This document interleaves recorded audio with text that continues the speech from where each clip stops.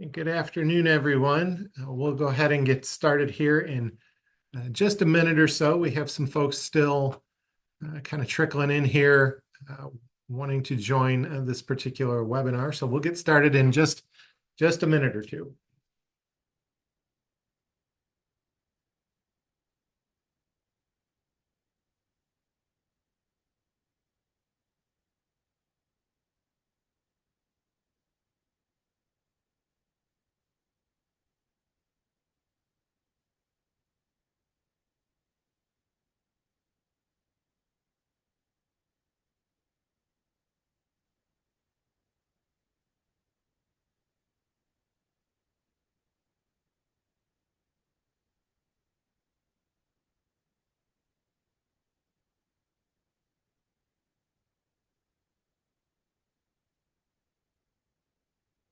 All right. Looks like the flow of people coming into the webinar has slowed a little bit here. So I have a couple Mark staff members on the call with me as well who will manage kind of letting people come in as they go along. With me today, I also have on this call Ryan Umberger with Mark staff and Patrick Truba with Mark staff. They'll be helping me out with this particular webinar.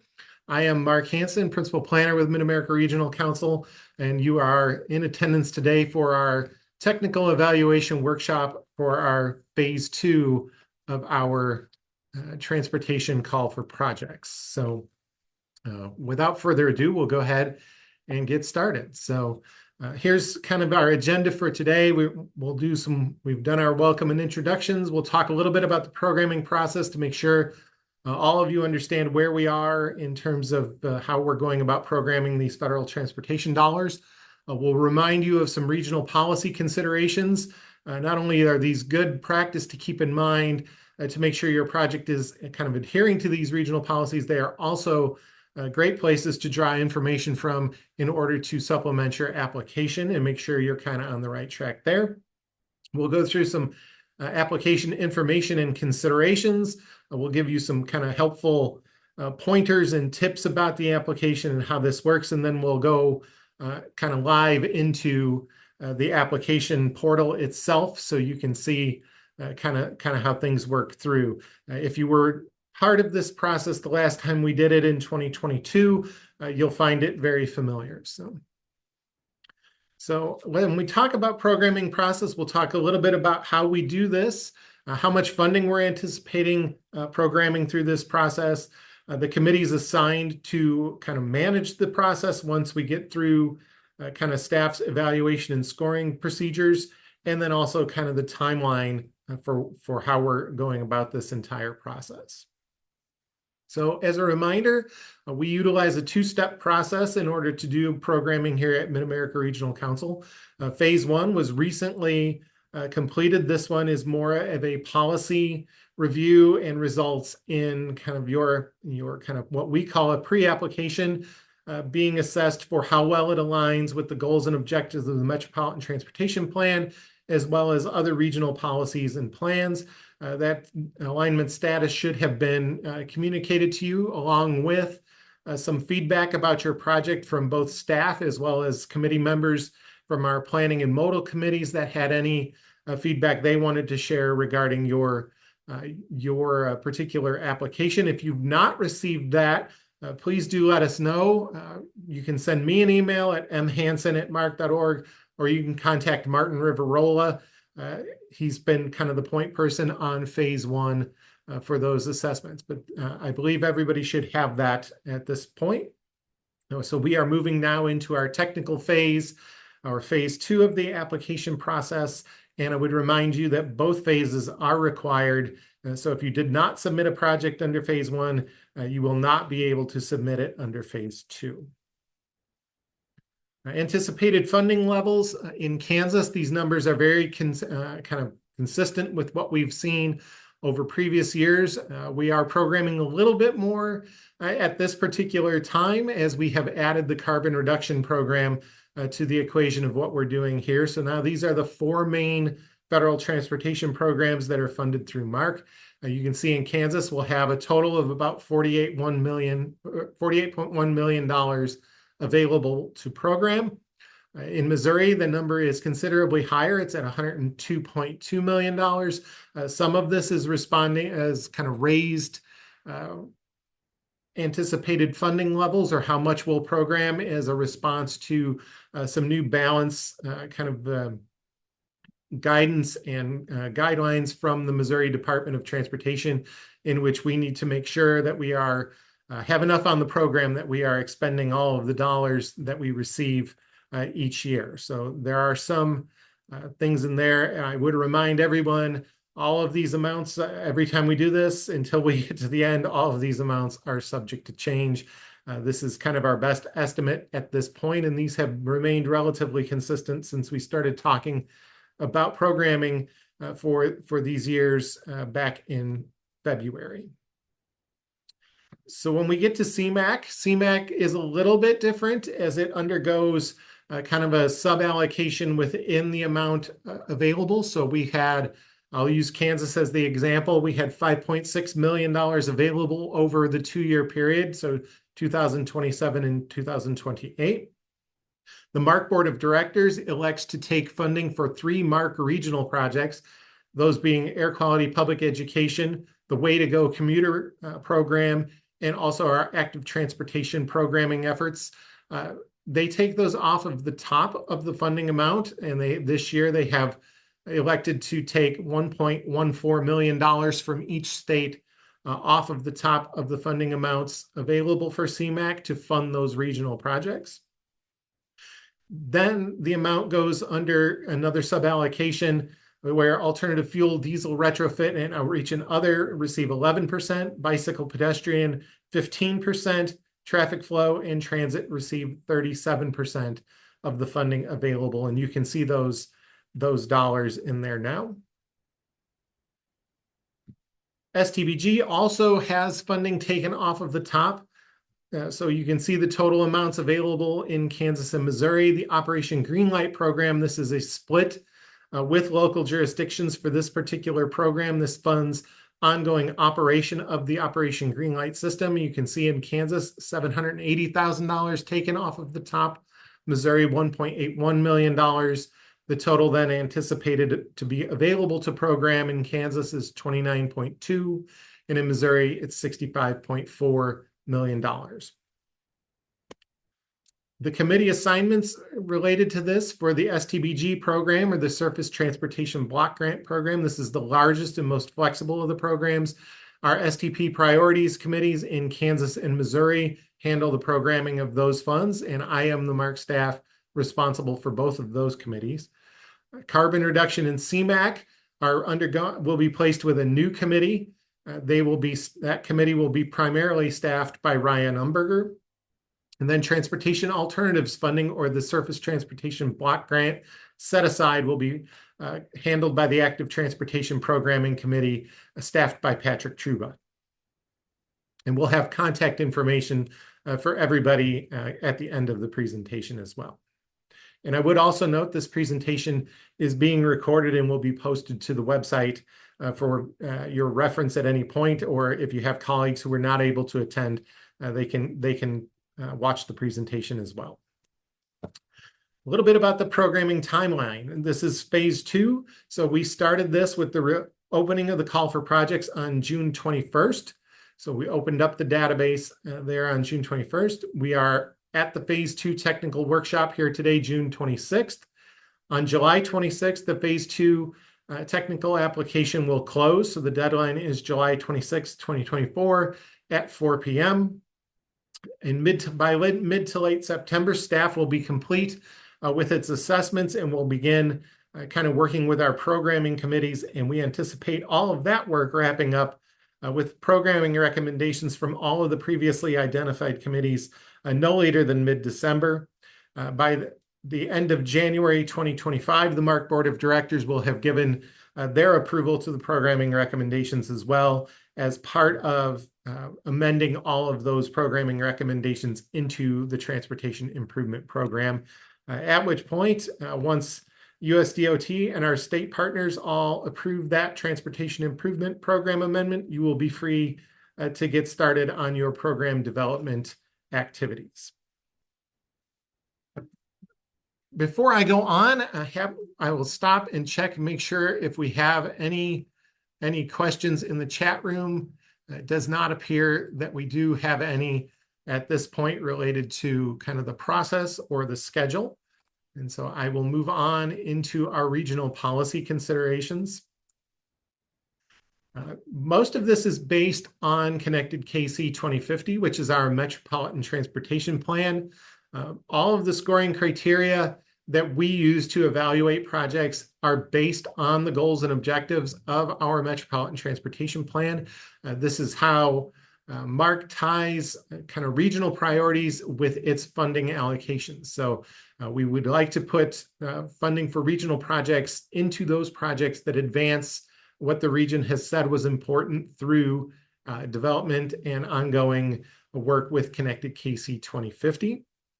As you can see here, there are 5 main areas of kind of what we want to achieve, and those being access to opportunity, public health and safety, healthy environment, transportation choices, and economic vitality. And you can see there also some strategies, some basic strategies about how we will implement projects and programs in order to advance those kind of ideas of what we want.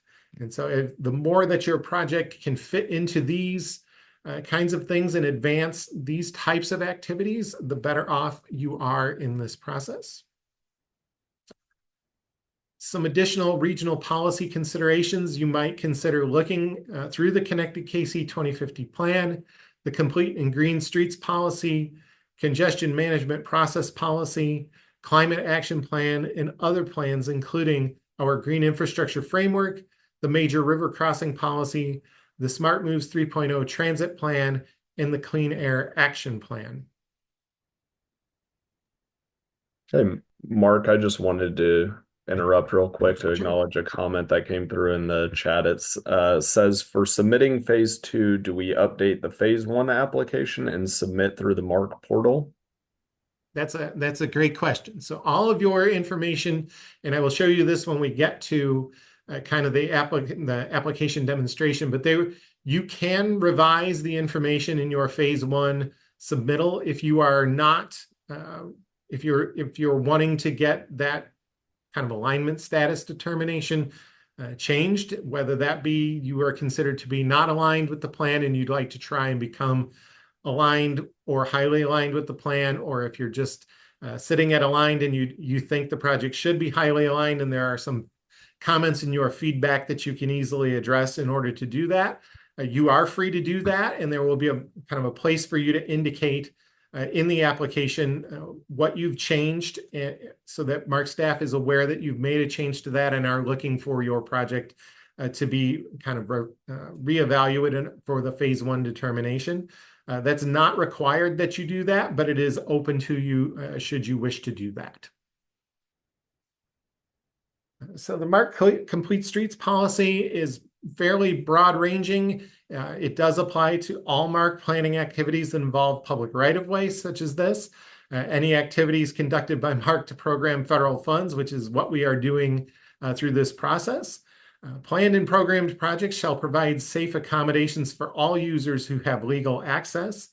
But the policy is sensitive to both current and future community context. So it's not prescriptive in any kind of way. Design choices are really left to the project sponsors themselves. You are the ones who know your communities best. And so we do not kind of dictate what design you have to put in place. To the extent practical, planned and programmed projects shall utilize green infrastructure techniques. In many cases, this can be as simple as adding street trees. So that does not have to be any kind of complicated system. It can be something very simple, such as street trees. Exceptions may be granted under certain circumstances, and if you need one of those, do check with the Complete Streets policy and contact MARC staff. And also the MARC Complete Streets policy is consistent with federal transportation guidance.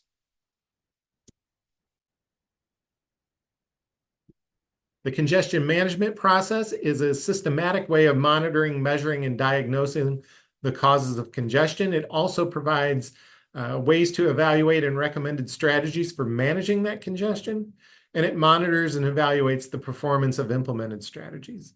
The key here is that applications that seek to add single occupant vehicle capacity need to justify that that project is necessary to manage congestion. And travel demand and operational strategies must be incorporated into project development with a commitment to implementation in those cases. Oftentimes, when we have projects that are deemed to be not aligned with regional goals or in plans and programs, it's often because project sponsors are looking to add single occupant vehicle capacity where no current congestion exists. And so that may be one area that trips you up. There are ways to work with that, though. So you will have to justify that that project is necessary to manage congestion. The Climate Action Plan kind of focuses on three key goals for the region: transforming us into a more resilient, equitable, and healthy region, achieve net zero greenhouse gas emissions by 2050, and adapt to the many risks posed by climate change. Some of you may be familiar with the flooding happening north of us and kind of working its way down the Missouri River and others towards the Kansas City region. These are all things we need to be thinking of and be more resilient towards. There are some climate mitigation strategies included in there, as well as those related to climate adaptation as well. Anything you can do through your project to advance some of these concepts will be very positive. Again, there are transportation strategies you can consider in your funding applications related to the Climate Action Plan. The main ones being a reduction in vehicle miles traveled per capita, low and no emission vehicles, a shift of trips to affordable, equitable, and safe mobility options, and increasing the resilience of the transportation system. That can be done through redesigns and upgrades of critical and vulnerable infrastructure, the use of technology, and integration of water resources in transportation system planning. So a lot of different ways you can go about working the Climate Action Plan into your applications. The Clean Air Action Plan has been around for quite some time. The key goal for the region here is maintaining healthy based air quality standards for ground level ozone. There are a number of strategies here. This is particularly important for you if you are applying for CMAQ or carbon reduction programs. The Clean Air Action Plan is a guiding document for those particular programs. And you can see some of those strategies, including reduced diesel emissions, the connectivity of pedestrian, bike, and transit facilities, native landscaping and green infrastructure, those low and no emission vehicles again, and then also a good example of a traffic signal coordination project being Operation Greenlight. Other key applicable policies and strategies for you to consider within your applications. Again, the green infrastructure framework will be good. There are some elements there. Most of the time, what we find is that you're actually doing many of these activities within your projects. It's just oftentimes they're not included or noted within an application. So do take the time to make sure staff is aware that these kind of elements are included in your applications. There are a number of different places within the application where you can make that argument or make that case for these elements being included. I would take every opportunity you can to make sure that you are incorporating these kinds of elements within your project. The major river crossing policy, essentially, if you are building a bridge or working on a bridge over any kind of what would be considered a major river, accommodations need to be in the planning and design of all projects that cross Kansas and Missouri rivers. Such that we are removing barriers. Bridges often have a very, very long lifespan.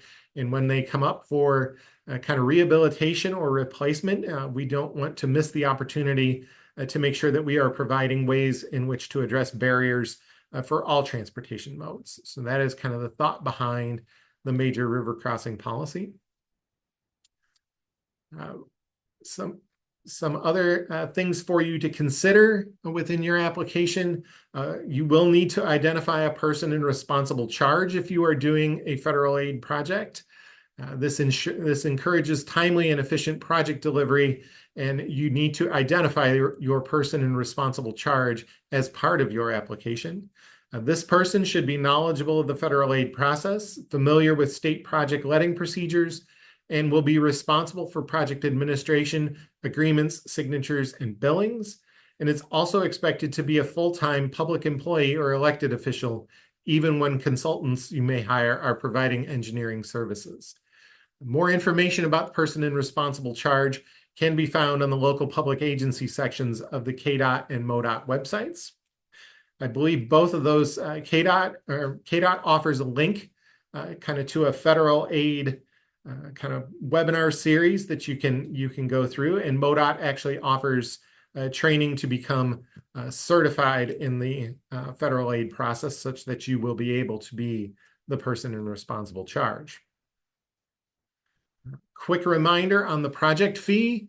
Mark does collect a project fee equivalent to 1% of the federal funds awarded to any project selected through a Mark Transportation Project Selection Programming process such as this. This is a non-refundable fee, and it is charged to the project sponsor. We assess this fee on an annual basis that reflects all programming work completed in the prior year. For this particular call for projects, project fees from this call for projects will be invoiced and are payable in 2025. That is often a question we get. These are not funds that come from your project. These are separate from your project. These non-federal funds that pay this project fee are used by Mark then to turn around and match federal transportation planning dollars that come to the region. And we can then move more projects forward with having a reliable source of matching funds for those federal transportation dollars. But again, they will be invoiced in 2025 and they are payable in 2025.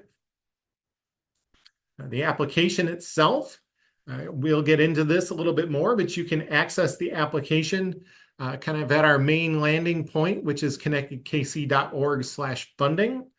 There is kind of a 5-step process here. Registration and login. There are general project information sections for you to do. There are sections that are more category specific to your type of project. There is financial information to be provided, and then also an opportunity for you to upload supporting documentation such as maps or even letters of support from various community groups or other transportation agencies. The application portal, all of you on this call today, for the most part, submitted projects under phase 1. The login you used previously will work again. If you've forgotten your password, you can use the forgot password function and reset that and get back in.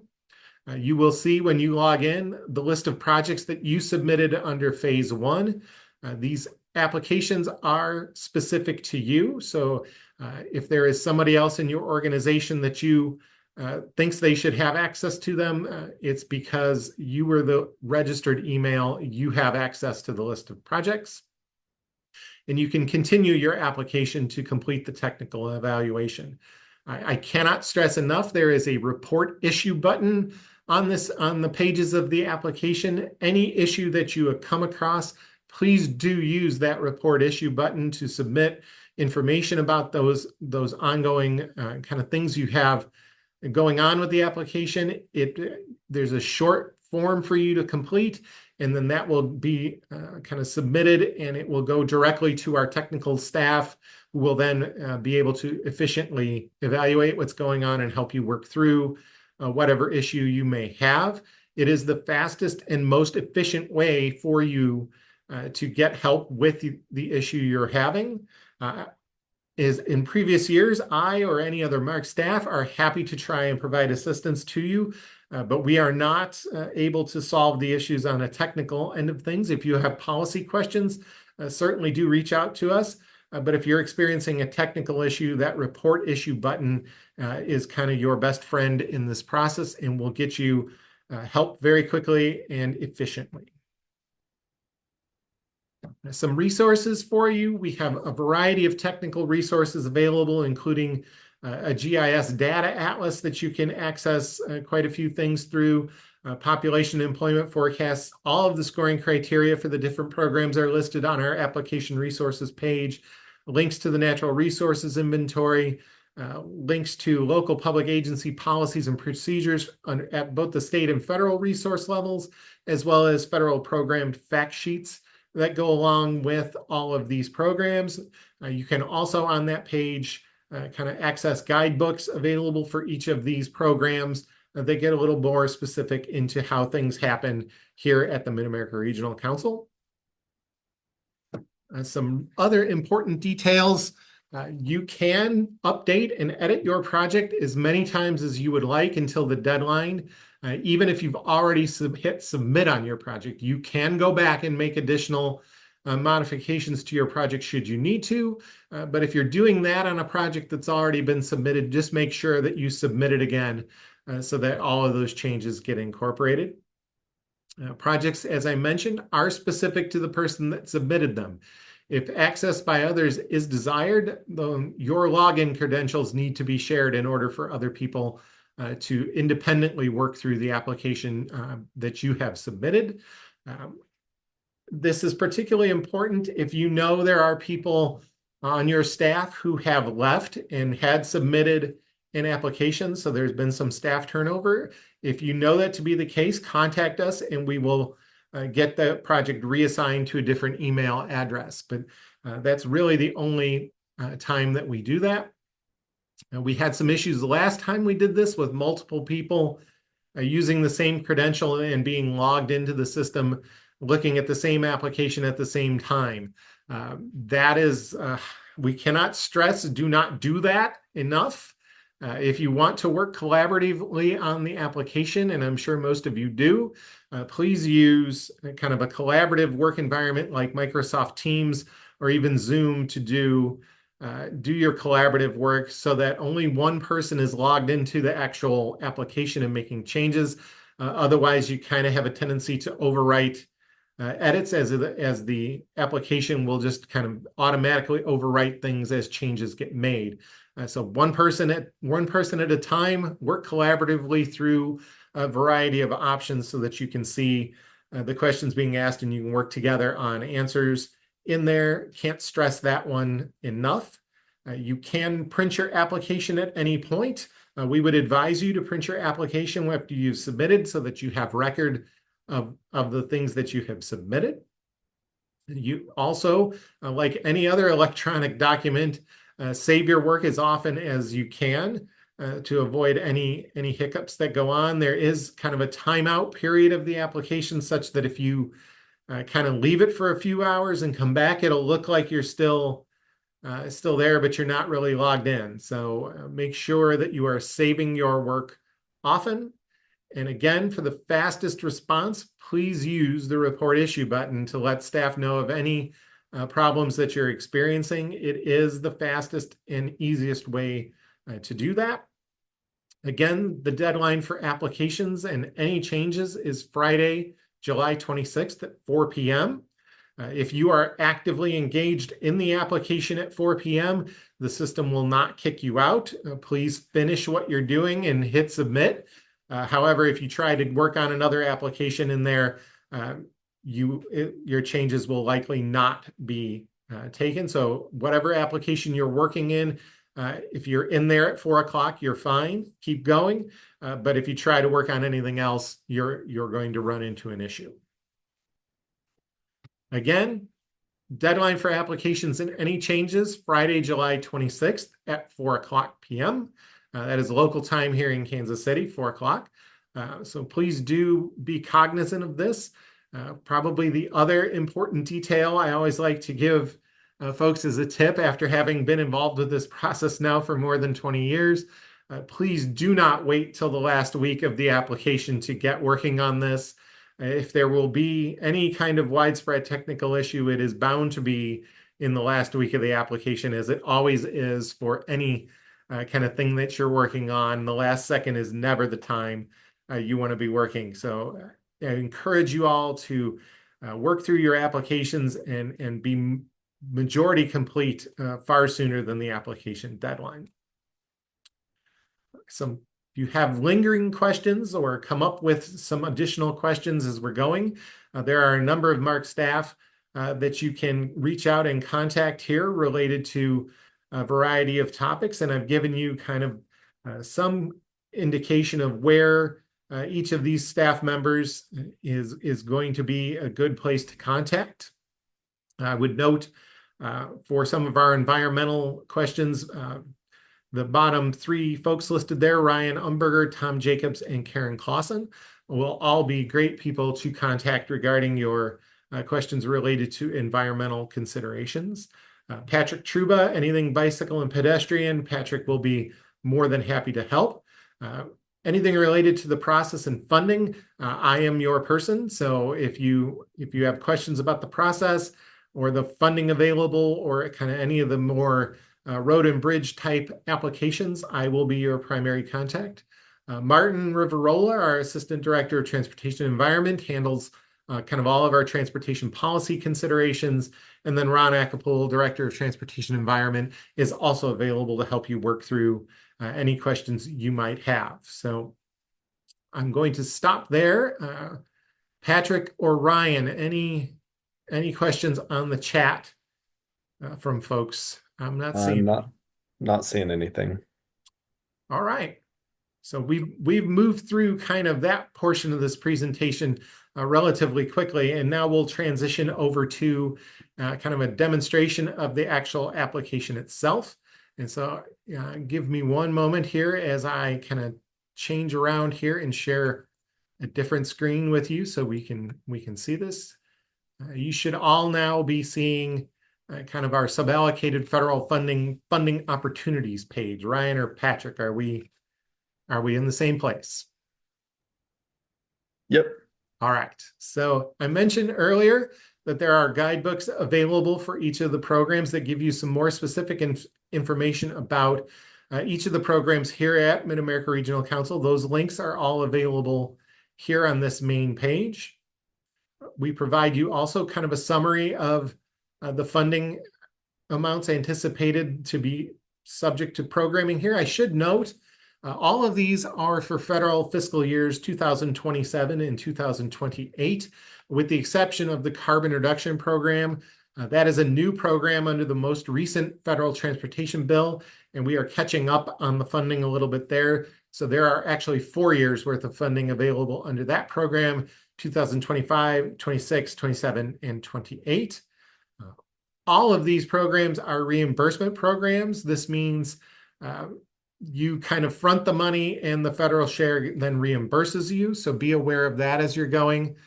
They are all also subject to an 80-20 split between the federal and local funds. Although in most programming exercises here at MARC, projects do not often get the full 80% federal share.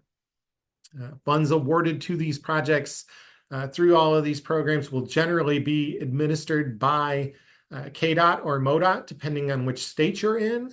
And also, if you have a transit project, more than likely the Federal Transit Administration will be your administering agency. So once kind of programmed through the MARC process and placed in the Transportation Improvement Program, you really will be coordinating with your relevant state DOT or the Federal Transit Administration to continue your project.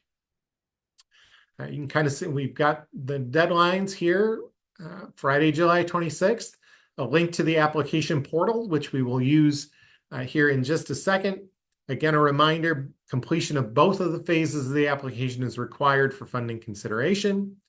There is a link to application resources here, which looks kind of like this when you go to it. There are just a ton of different links here related to kind of the scoring criterias that are available, the federal functional classification system, various plans that have been developed over the years, such as Clean Air Action Plan, regional ITS architecture. There's a link to the Transportation Improvement Program or the Metro Green Plan. There are just a lot of resources available to you. Pretty much anything you might need to complete an application, you should be able to find it on this funding application resources page.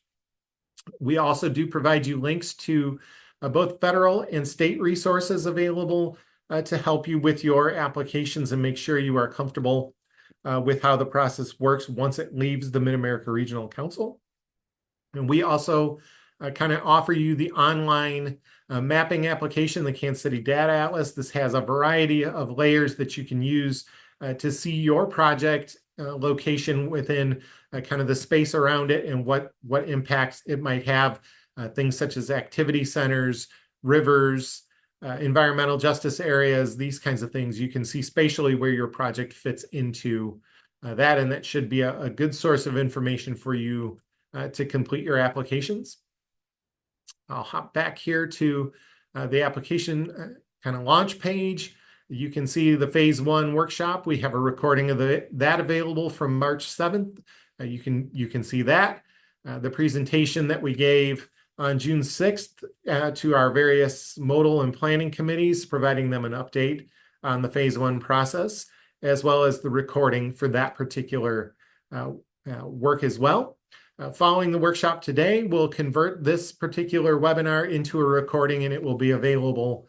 It will replace the registration button with a recording button that you'll be able to kind of use to watch this again should you need to. So we're going to step now into the application portal. When you click on here, again, this is what you will see. You just use the credentials that you had established through phase 1. And you should get in here if I can type correctly. This is a test project that I have set up, but before we get in there, I wanted to kind of walk through. Here is your report issue button. This will kind of hang around at the top of the page and also at the bottom of the page, I believe, when you get into the application. Obviously, you can log out of the system here as well. It will give you a status as to whether or not your project has been submitted once you're ready to do that. You can edit from here, you can print from here, and you can also delete any project that you're not going to pursue. So if you submitted multiple projects under phase 1 and you're not going to pursue all of them, please do go in and delete the ones that you don't want to complete a phase 2 application for. It will just help us keep the process a little bit cleaner. So when I go into edit here, again, a lot of options here at the top. Report issue, again, being kind of front and center for you. But this page, this pre-application review, will be populated with the information that you provided in your phase 1 application. Do be very cognizant of these particular questions here. 4.1, 4.2, and 5.0. 5.0 in particular will be the determining type of project type, which will have implications on which funding sources will be available to you. Not every project type is available or eligible for each funding source. So do make sure that you're cognizant of that. Hey, Mark. Yes, sir. If I can interrupt really quick, there's a question that was posted in the chat a little bit ago, and it kind of ties directly to that. So somebody asked what the difference between STP, STBG, and transportation alternatives set aside. What is the difference between those two? Okay, the primary difference is the STBG program is much larger and much more flexible. You can pretty much do almost any project you want using Surface Transportation Block Grant funds. About the only project type that we see on a regular ongoing basis that you really can't do with STBG funds is operations of transit. You can fund transit capital purchases, but you can't fund ongoing transit service with that or expansion of a transit service. That's really the only thing of the major types of projects that would struggle with STBG. The set-aside or transportation alternatives funding is more strictly limited to bicycle and pedestrian transportation, as well as a handful of other smaller things related to historic preservation or vegetation management, aesthetics and scenic views, those kinds of things. Transportation alternatives funding you might see in addition to things like bicycle and pedestrian trails or sidewalks, safe routes to school kinds of things. You might see things related to like gateway signage for a jurisdiction or something along those lines. So the primary difference is transportation alternatives is much more limited in what you can do. STBG is much more flexible. And I hope that answers your question. Um, you can kind of see all of these questions in here, and I'm going to scroll down here because we had a question about it earlier and see if I can find it here.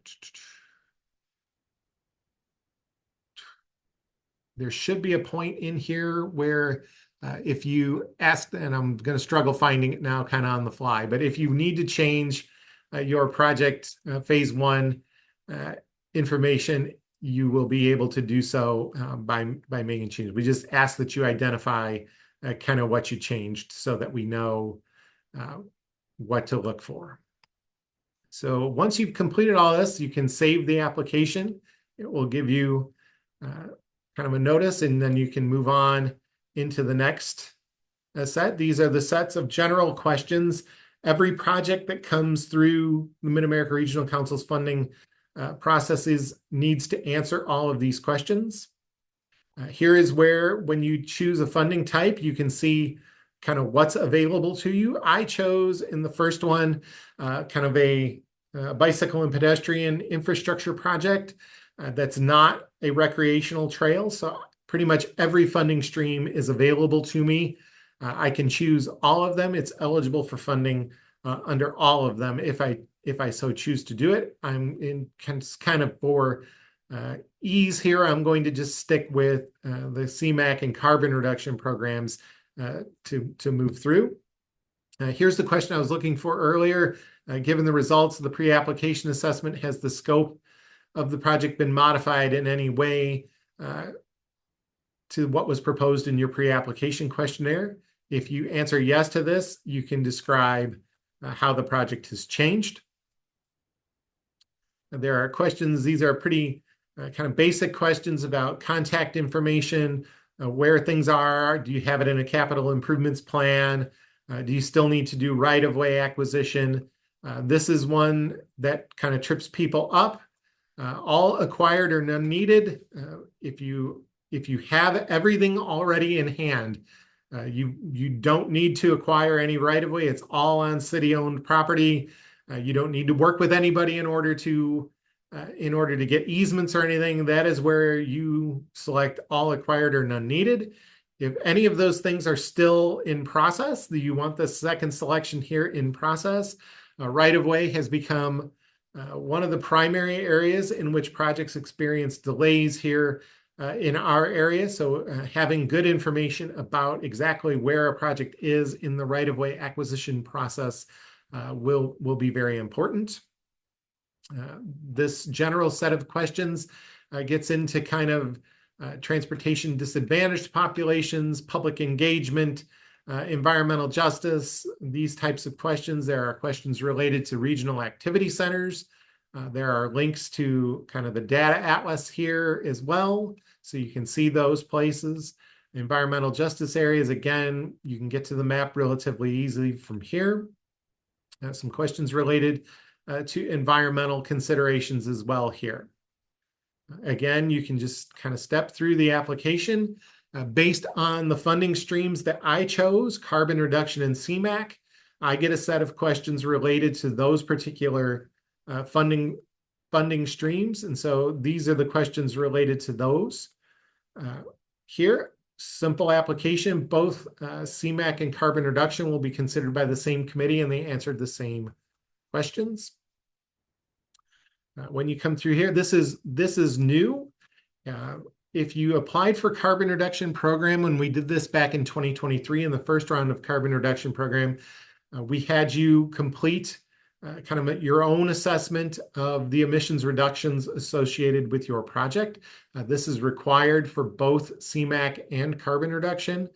Federal Highway Administration offers a set of toolkits available to you to calculate those emissions. They provide instructions, videos about how to use the calculators, all of any information you could possibly want about how to do this process that is available through these. And so Mark staff has elected to have you use those Federal Highway Administration calculators so that you don't have to submit all of the information necessary for staff to do those calculations anymore. You can do them yourself, enter in your results, and make sure that you send kind of a screenshot of the results page for the Federal Highway Administration CMAQ calculators as part of your supporting documentation as well. They have all of these different calculators available for a variety of different project types, certain that one of them will fit your particular project well. If you have questions about this, do reach out to Mark's staff. We are happy to help you navigate your way through this process. And we will likely be setting up some kind of office hours, if you will, to help folks work through this and any other question that you might have. We'll get information out about that. We'll likely send that out the same way we did information about this particular webinar, and it will also be on the website. So once I've completed all my category specific questions, I get to my budget questions where I can lay out exactly how much this project is going to cost in total. I have opportunity to say how much I want, how much federal funding I'm looking for. The two highlighted, the CMAQ and carbon reduction, are the two that I said I wanted to be considered for. So I do not have access to the other two to put anything in. I have to identify my matching funds. Again, there is at least a 20% match required. You should identify which particular year you are most interested in. Again, carbon reduction is the only one with options for 2025 and 2026. Description of where the local match dollars are coming from. Many of you have capital improvement sales taxes that you use. Others will do general obligation bonds, what have you. That's just helpful for us to know how the local match will be arrived at. This one is particularly important. These next two questions are particularly important. If you are kind of working through the process and the committees determine that instead of $4 million, you only get $2 million for your project, how will that project scope change based on what was proposed in the application should you receive less funding than what you requested? Is there phasing that can happen? What changes, what will be removed out of the scope in order to make the additional dollars or make the project work with lower source of funds? Or you may just say, we'll take whatever federal dollars are allocated to the project and we will do the project entirely as proposed using additional local dollars. That is always an option as well. Again, I had options for two different federal sources of funds here. You could potentially have all four of them. You could be eligible for all four. So if you are requesting money for multiple programs, please let us know what the total amount of federal funds for the project is. If you're using just one source, enter that value, but oftentimes we have folks requesting multiple funding streams, multiple amounts from each of those funding streams, and it's not clear how much funding is actually being requested, if all three are needed to make a project go, or if just one of them can make the project go. This is kind of our attempt to hopefully navigate that process a little bit. We also do ask you to break down in terms of the cost, the percentage of the project as best as you can. We understand these are all estimates at this point, but how much money or how much of the project budget is going towards each of these types of or modes of transportation. When you get in here, it does look like there's a zero there, but there's not. So if you're not doing anything, say I'm not doing any transit, I should enter a zero in there and it'll stay there. However, if I move off, you can see the other ones where I've not entered anything. It goes back to the original message. We do also ask you to certify based on guidance from Federal Highway that you do in fact have the federal and the non-federal matching funds available, or you will have them available at the time of federal funds obligation. So if you have funding available to you awarded in federal fiscal year 2027 from October 1, 2026 through September 30th, 2027, you need to certify that you will have the matching funds available for that project when that project is obligated within that time period. And we also ask you to acknowledge that you are aware of the project fee provision and that will be invoiced and payable in calendar year 2025. We just ask you to acknowledge that you are aware and that you are going to comply with that particular application. So it looks like I've got another question here. What's an example of other in the breakdown of values? Should this be for items like green infrastructure? Yes, that would be a great place to put information such as that in there. There may be other things related to kind of green infrastructure or water considerations that you're doing, other utilities, those kinds of things. Great place to put in that other category. Once I complete all of these questions on the budget page, you're nearing the end. Here is where you can upload supporting documentation.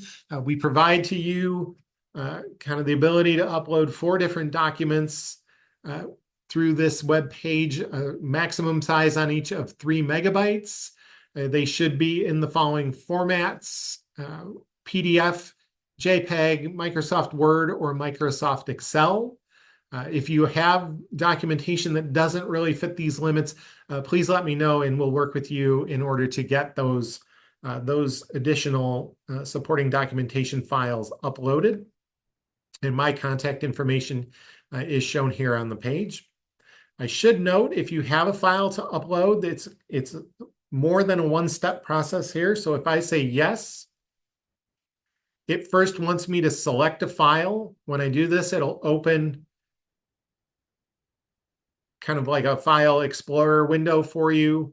I'm just going to grab one file off of my own computer. It'll tell me that it's here, and then I just hit upload. And now once you see this, it'll have like an identification number for your project, as well as kind of which documents you are uploading. Once you see that, you know it's in the system. You can also click on it and view that particular project. You can go through each of those all the way through. You don't have to submit here. If you want to save it, you are free to do that and kind of go back to the beginning. You can exit out by hitting cancel. It'll take you back. It doesn't cancel your entries. It takes you back out to that kind of initial landing page. But I do kind of want to show you what happens when you hit submit application. I should get a lot of errors telling me I didn't finish everything. So there are questions within the application that need answers in order for you to be able to continue. The system will automatically check for you kind of as you go through, and it will want you to, based on your kind of funding programs that you chose, it will go through and make sure you've filled everything out completely. You can see most of it is I have nothing in the budget. So I'm not able to submit the project at this point because I don't have everything done. And hopefully that makes some sense. Although it does say submitted, which is kind of strange. So we'll have to look into that one. But yes. When it comes to uploading those files, can you replace a file that's been uploaded, delete and upload new? Well, that's a good question. I don't know that I've ever tried that. We'll have to look into that. I'm not sure, but we'll take that application and we'll get that question and make sure we get an answer to that. I don't believe there is a way for you to delete it at this point. But Jen, we'll look into that for you and I'll get back with you. All right, that's a ton of information for everybody to consider. And we went through that relatively quickly. Again, use the report issue for anything that you run into, have issues with, what have you. If you want to print and see what you've kind of put in, you can click that print button and you'll see questions as well as your responses to those questions. Through there, they don't, until you answer them, some of them aren't as intuitive as what you would like them to be. So probably best as a record of what you have submitted. but that opens in like a new window for you, so you can easily kind of navigate that window. So that's all we had from staff's perspective today. Just wanted to give you kind of a highlight of how to step through the application. I am certain you will have questions as you're going. Hopefully, we won't run into too many issues, but if you do, do make sure to use the report issue button. And before we go off of here, I'm going to change and I'm going to go back to kind of this slide here. I'm going to leave this up for you if you have any questions. These are the primary contacts for you. Any of us will be able to kind of help navigate the process for you and get you pointed in the right direction. So if there are no additional questions coming through in the chat, and it does not look like there are, I thank you all for joining us today. Good luck with your applications. Please let us know if you have questions or concerns as you're working through the application, and we will address them as quickly as possible. And we look forward to seeing all of these applications come in. Based on our phase one kind of work, it looks like there would be a great set of projects coming through this time, and a lot of good discussion coming for our funding committee. So again, thank you, everyone. Look forward to working with you all through the remainder of this process. Have a great afternoon, and please let us know if you have any questions.